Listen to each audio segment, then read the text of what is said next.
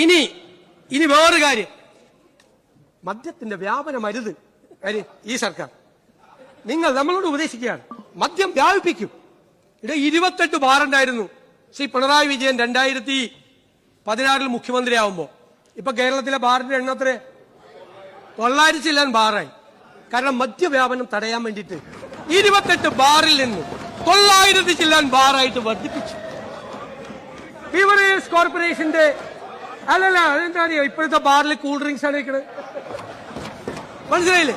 28 ബാറിൽ നിന്ന് 900 ചില്ലാൻ ബാറാക്കി കേരളത്തിൽ മദ്യം ഒഴുക്കിയ ഒരു സർക്കാരിന്റെ പ്രതിനിധികൾ വന്ന് ഞങ്ങൾക്ക് ഉപദേശം നൽകുകയാണ്, മദ്യം വ്യാപിപ്പിക്കരുത്, മദ്യം വ്യാപിപ്പിക്കരുത്, മദ്യം വിഷമാണ്, മദ്യം വിഷമാണ്. ഇതൊക്കെ ഞങ്ങൾ ഇതിന്ന് അങ്ങനെയൊന്നും പറയാത്താണ്. പക്ഷേ എത്ര കിട്ടിയെന്ന് ചോദിച്ചു കഴിഞ്ഞാൽ ഇതല്ലേ മറുപടി കൊടുക്കേണ്ടത്?